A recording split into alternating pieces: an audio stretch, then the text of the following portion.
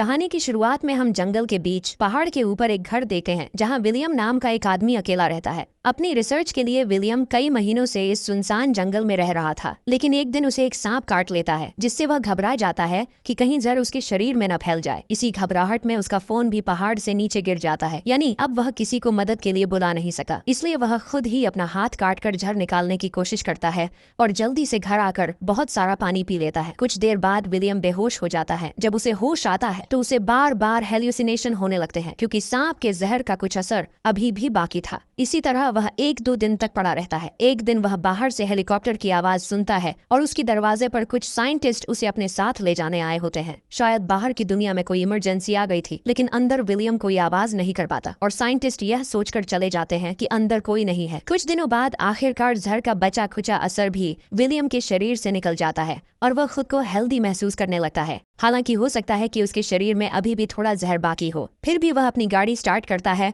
और वापस शहर की तरफ निकल पड़ता है। लेकिन जब वह शहर पहुंचता है तो पूरी तरह हैरान रह जाता है। वह देखता है कि शहर पूरी तरह बदल चुका है। किसी भी सड़क पर एक भी इंसान जिंदा नहीं है। पूरी दुनिया का सामान बिखरा पड़ा था। देखकर लगता है कि यहाँ कोई बहुत बड़ा हादसा हुआ था। लेकिन डरावनी बात यह थी कि सड़कों पर हजारों गाड़ियां बंद पड़ी थी और उन गाड़ियों के अंदर मौजूद सारे लोग मरे हुए थे। तभी उसकी नजर रोड साइन पर पड़ती है। असल में कुछ दिन पहले पूरी दुनिया में एक बहुत भयानक वायरस फैल गया था, जो बहुत तेजी से फैलने की वजह से धरती पर मौजूद लगभग सभी इंसानों को इन्फेक्टेड कर मार चुका था। इसलिए अब न कोई सरकार थी, न कोई कानून या नियम कायदे। खैर, विलियम अपने घर पहुंचता है और देखता है कि उसके पेरेंट्स भी कुछ दिन पहले ही मर चुके हैं। विलियम कुछ देर हकीकत को स्वीकार करता है, फिर अपने घर के पास ही अपने माँ बाप के लिए कब्र खोदता है। कुछ दिन बीत जाते हैं और विलियम समझ जाता है कि इस शहर में उसके अलावा कोई और जिंदा नहीं है। लेकिन उसे उम्मीद थी कि उसके अलावा भी कहीं न कहीं कुछ लोग जिंदा होंगे जो उस वायरस से इम्यून रह गए होंगे। सेफ्टी के लिए विलियम अपने साथ एक बंदूक और कुछ सप्लाई लेकर लास्ट वेगास की तरफ निकल पड़ता है। रास्ते में जो ब्रिज शहर आने जाने का जरिया था वह भी ब्लॉक था, इसलिए विलियम को बहुत लंबा सफर तय करके दूसरे रास्ते से लास्ट वेगास पहुंचना पड़ता है। लेकिन यह शहर भी खाली पड़ा था। यहाँ कोई नहीं था। बड़े बड़े होटल और कैसीनो बिल्कुल सूने थे। आखिरकार विलियम थककर एक फेमस होटल में रहना शुरू कर देता है। अब चूंकि यहाँ उसके लिए सब कुछ फ्री था, इसलिए वह महंगी महंगी वाइन पीने लगा है। लेकिन अगले दिन रात को उसके पास 2 सर्वाइवर आते हैं, मिल्टन और एन, जो विलियम की तरह उस वायरस से इन्फेक्टेड नहीं हुए थे। वे बताते हैं कि पिछले कुछ दिनों से वे भी ऐसे ही महंगे होटलों में रह रहे हैं। मिल्टन उसे आखिरी टीवी ब्रॉडकास्ट दिखाता है जिसमें बताया गया था कि साइंटिस्ट इस नए वायरस का कोई एंटीडोट नहीं बना पाए। इसके बाद अलग अलग देशों में गृह युद्ध शुरू हो गए। लोग दवाइयों के लिए एक दूसरे को मारने लगे और कुछ ही दिनों में दुनिया के सारे इंसान या तो वायरस से मर गए या फिर खून खराबे में। साथ ही विलियम को पता चलता है कि वायरस आने के बाद मिल्टन और एन आज पहली बार किसी जिंदा इंसान को देख रहे हैं, यानी अब धरती पर जिंदा बचे लोगों की संख्या बहुत ही कम है। वह यह भी जानता है कि इतने दिनों अकेले रहने की वजह से मिल्टन और एन की मानसिक हालत खराब हो चुकी है। एन यहाँ रिवील करती है कि उसने वीडियो कॉल पर अपने पति और बच्चे को मरते हुए देखा था, जिसकी वजह से उसकी जीने की उम्मीद ही खत्म हो गई है। अब विलियम कुछ दिनों तक उनके साथ उसी महंगे होटल में रहने लगता है। इतने महंगे और ब्रांडेड कपड़े फ्री में पड़े होने के बावजूद विलियम को अब कुछ भी अच्छा नहीं लगता। ऐसा लगता है जैसे ब्रांड की कीमत भी इंसानों के साथ ही खत्म हो गई हो। मिल्टन बताता है कि वह एक बड़ा बिजनेसमैन था, उसने बहुत कुछ कमाया था, लेकिन अब न उसके पास उसकी शोहरत है और न ही उसका फैमिली। मिल्टन अपने साथ एक गन रखता है ताकि उसकी मदद से वे तीनों अपनी जिंदगी खत्म कर सकें। ये सुनते ही विलियम घबरा कर बाहर चला आता है, क्योंकि वह अभी भी जीना चाहता था। तभी उसे पीछे से गोली चलने की आवाज सुनाई देती है, यानी मिल्टन और एन ने खुद को खत्म कर लिया था और इस तरह विलियम फिर से बिल्कुल अकेला रह जाता है। विलियम को लगने लगता है कि अब पूरी दुनिया में वही अकेला इंसान बचा है। वह गाड़ी बहुत तेज चलाकर शहर से बाहर निकल जाता है। रास्ते में उसे एक कुत्ता दिखाई देता है जिसे वह अपना साथी बनाकर अपने साथ रख लेता है और उसका नाम लकी रख देता है। इसके बाद वह लाइब्रेरी जाकर कुछ सर्वाइवल बुक्स ले आता है और अपने पुराने घर लौट आता है, जहाँ अब वह लकी के साथ रहने लगा है। आसपास के स्टोर्स में जितना भी खाना बचा था उससे वे काफी समय तक चल सकते थे और आगे चलकर वे खेती करके भी खा सकते थे। समय बीते बीते 1 साल गुजर जाता है। विलियम और लकी की अच्छी बॉन्डिंग हो जाती है, लेकिन इंसानों के बिना विलियम बहुत बोर होने लगा है। टाइम पास करने के लिए कभी वह जॉगिंग करता है, कभी तैरने चला जाता है। एक समय तो वह अपनी गाड़ी को एक ही जगह पर गोल गोल घुमाता रहता है। लेकिन उसकी यह बोरिंग जिंदगी एक दिन बदल जाती है जब लकी दूर एक घर की तरफ देखकर जोर जोर से भौंकने लगता है। विलियम देखता है कि उस घर से धुआं निकल रहा है, तो वह तुरंत गाड़ी लेकर उस जगह की तरफ पहुंचता है। वहां की छत पर एक लड़की बंदूक लेकर उसे डरा देती है। उस लड़की का नाम एमा था, वह भी एक सर्वाइवर थी। विलियम उसे अपने बारे में सब कुछ बताता है, जिससे एमा को यकीन हो जाता है कि विलियम से उसे कोई खतरा नहीं है। उनकी बातचीत से पता चलता है कि दोनों ने ही 1 साल से कोई जिंदा इंसान नहीं देखा था। विलियम के साथ जो कुछ भी हुआ था वह सब वह एमा को बता देता है और एमा भी अपनी सर्वाइवल स्टोरी शेयर करती है कि वह कल ही यहाँ आई है और उसे लग रहा था कि इस इलाके में कोई जिंदा इंसान नहीं है। कुछ देर बात करने के बाद विलियम उससे विदा लेने लगता है, लेकिन एमा कहती है, अरे आज रात यहीं रुक जाओ, कितने दिनों बाद कोई जिंदा इंसान मिला है। विलियम भी मान जाता है। फिर विलियम एमा को अपने घर ले आता है। अकेले रहने की वजह से उसने घर का कुछ भी ठीक से ख्याल नहीं रखा था, सब कुछ उल्टा पुल्टा पड़ा था। तो वे दोनों मिलकर घर को दोबारा ठीक करना शुरू करते हैं। पास ही खाने की दुकान थी, तो वे वहां जाकर खाने पीने का सामान ले आते हैं। अचानक इस मुलाकात से दोनों के अंदर फिर से जिंदा रहने की उम्मीद जाग जाती है। अब वे साथ में सोकर उठते हैं और रोजमर्रा के अलग अलग काम करते हैं। वे अपने अपने शौक बना लेते हैं ताकि बोर न हो। इसके अलावा वे जानते थे कि अगर वही धरती के आखिरी कपल हैं, तो आबादी बढ़ाने की जिम्मेदारी भी उन्हीं पर होगी। उधर इंसानों के खत्म हो जाने की वजह से हिंसक जानवर अब शहर तक आने लगे थे। समय के साथ विलियम अपने घर पर सोलर पैनल लगा देता है ताकि उनका घर पूरी तरह से रेडी हो जाए। कुछ ही दिनों बाद एमा प्रेग्नेंट हो जाती है। वह बहुत खुश थी, लेकिन विलियम परेशान था। वह सोच रहा था कि क्या इस पोस्ट एपोकैलिप्टिक दुनिया में बच्चे को लाना सही होगा या नहीं। ऊपर से डिलीवरी कैसे होगी, यह भी एक बड़ी चिंता थी। इसीलिए विलियम लाइब्रेरी जाकर बेबी डिलीवरी से जुड़ी किताबें पढ़ने लगता है। समय के साथ उनका घर हर तरह से सेफ हो जाता है। घर में सोलर पैनल लग चुके थे, इसलिए अब वे फ्रिज में खाना स्टोर कर सकते थे। साथ ही वे कई मुर्गियां और कुछ गायें पालना शुरू कर देते हैं, जिनसे उन्हें अंडे और दूध मिलने लगता है। उनके पास ही एक बड़ा हरा भरा गार्डन था। इंसानों के खत्म होने के बाद हवा भी अब साफ और शुद्ध हो चुकी थी, लेकिन समय के साथ उन्हें एक बड़ी प्रॉब्लम का सामना करना पड़ता है। दरअसल उनके आसपास के इलाके में चूहों की संख्या लगातार बढ़ती जा रही थी और अब तो वे उनके घर की तरफ आने लगे थे। इसलिए वे घर के आसपास का कचरा जलाने लगते हैं ताकि चूहे पास न आए। लेकिन जब यह आइडिया काम नहीं करता तो वे अपने पूरे घर को सील कर देते हैं। एक रात एमा कहती है कि वे जल्द ही चूहों की कोई न कोई सोल्यूशन निकाल लेंगे और फिलहाल वह अपने आने वाले बच्चे को लेकर खुश है।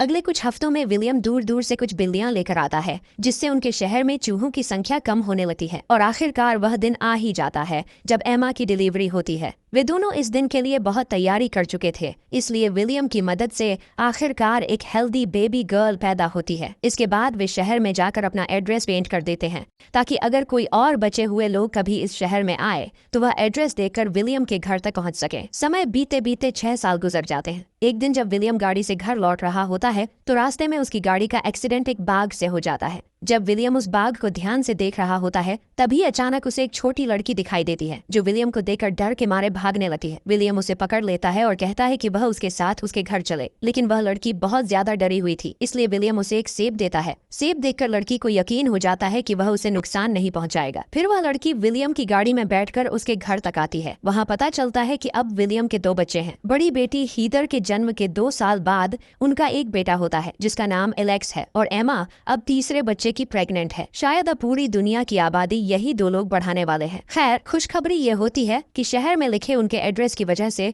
2 सर्वाइवर उनके पास पहुंच जाते हैं, लेकिन वह छोटी लड़की अब भी डरी हुई थी, इसलिए वह ट्रक से नीचे नहीं उतरती। कोई भी उसे जबरदस्ती नहीं करता। उस दिन पूरी रात वह लड़की ट्रक में ही बैठी रहती है। सुबह जब मरीना उसे खाना देने जाती है तो वह लड़की उस पर हमला करने की कोशिश करती है। तब मरीना उसे अपनी कहानी सुनाती है कि कैसे वह जॉर्ज के साथ इधर उधर जिंदा लोगों की तलाश कर रही थी और आखिरकार उन्हें विलियम का लिखा हुआ एड्रेस मिला। बातों बातों में मरीना उसे घर के अंदर ले आती है और उसे नहाने के लिए भेज देती है। इसके बाद मरीना लड़की के बैग से कुछ अजीब सी ड्राइंग्स निकालती है। साथ ही वहाँ एक लेटर भी मिलता है जिस पर लड़की का नाम ईबी लिखा होता है। मरीना वह लेटर सबको दिखाती है और बताती है कि यह लेटर ईबी की माँ ने लिखा था। उसमें लिखा था कि अगर किसी को ईबी मिले तो वह उसका ख्याल रखे, क्योंकि जब यह वायरस फैला था तब ईबी के पिता ने उसके साथ फिजिकल हैरेसमेंट किया था, जिसकी वजह से उस पर गहरा असर पड़ गया और वह किसी को भी देखकर डर जाती है। और एक दिन ईबी की माँ ने उसके पिता को मार दिया और ईबी को किसी सेफ जगह भाग जाने के लिए कहा।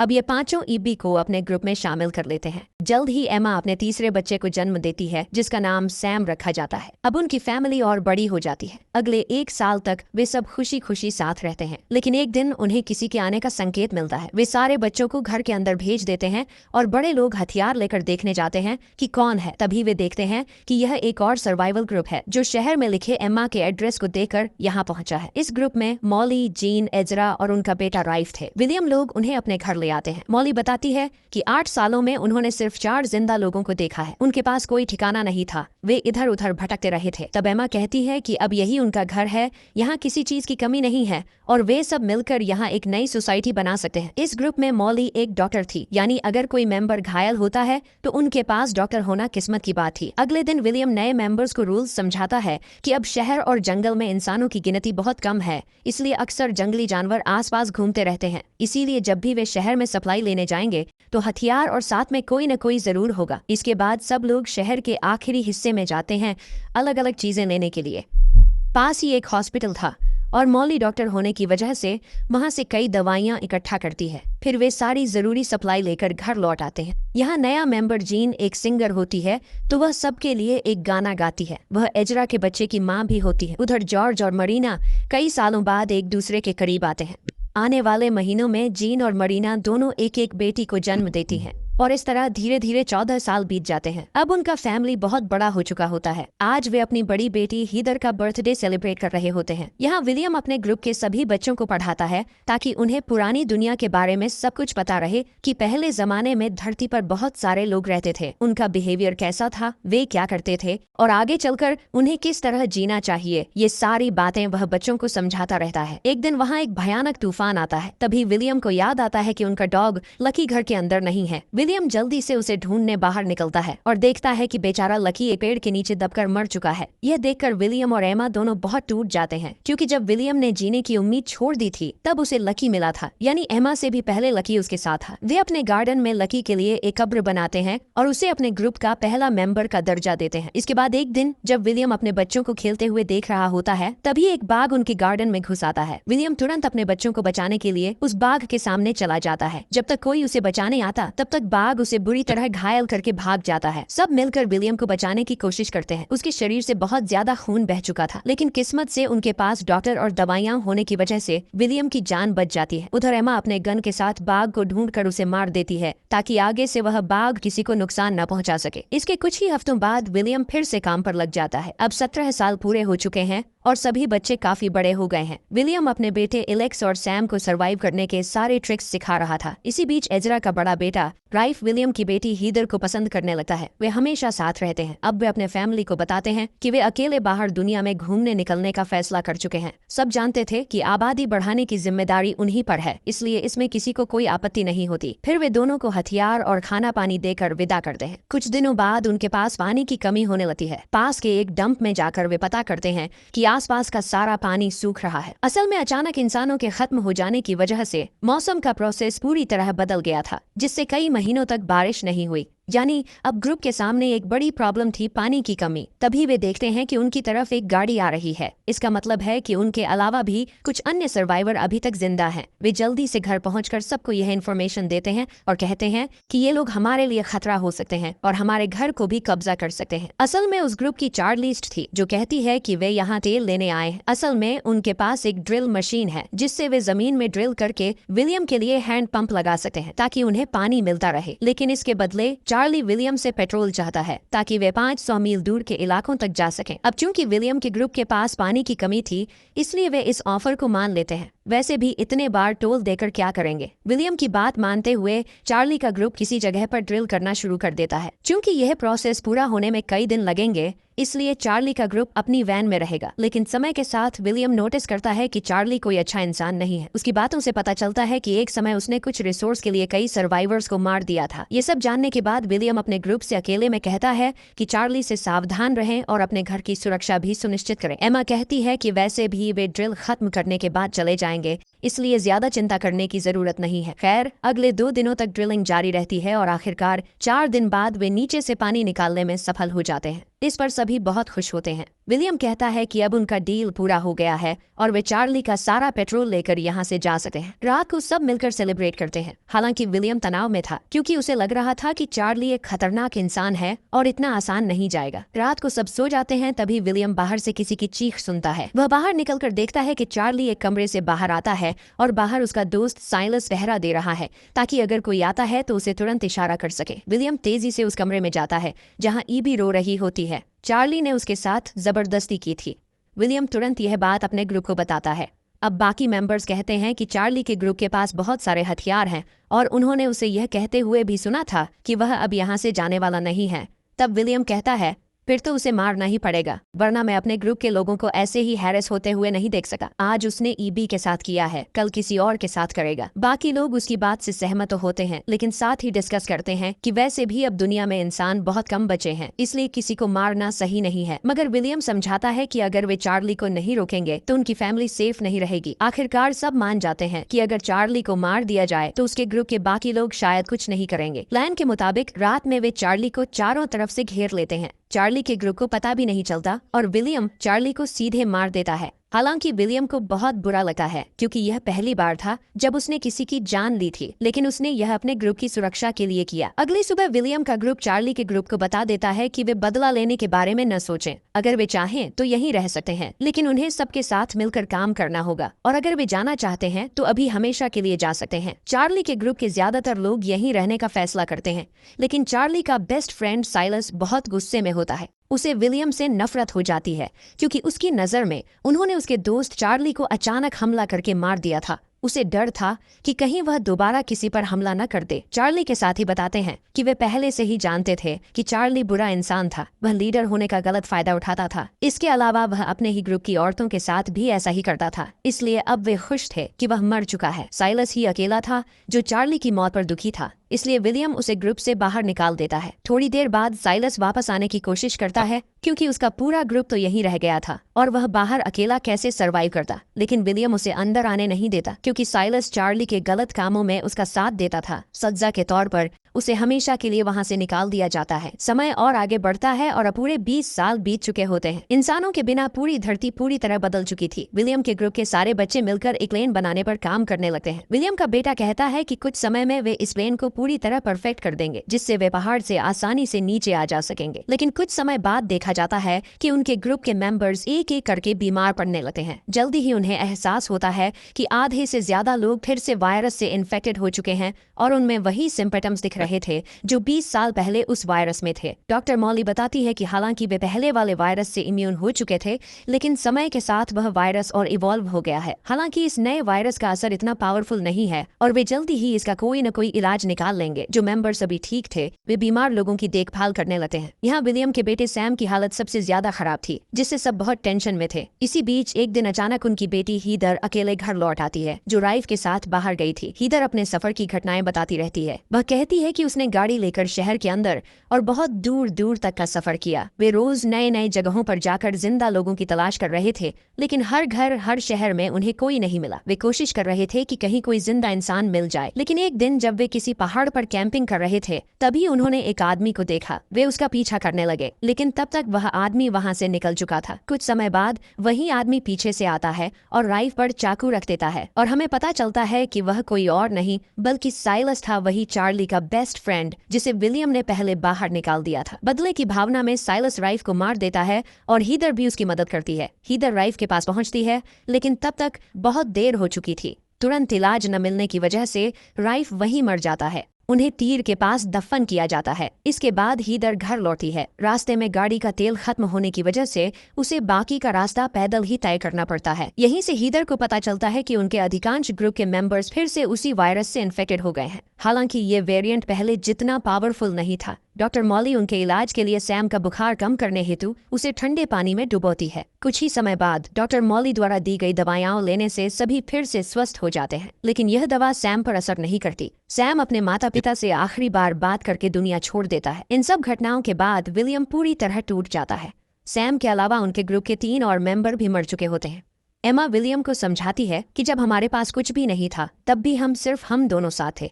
आज हमारे पास एक पूरा ग्रुप है और हम ही भविष्य की दुनिया की आबादी बढ़ाने वाले हैं। अब विलियम हिम्मत नहीं हारता और ग्रुप के बच्चों को आगे के लिए तैयार करने लगता है। एक दिन वह पहाड़ की चोटी पर जाकर सूर्योदय देखता है और उसे एहसास होता है कि 20 साल में दुनिया कितनी बदल चुकी है।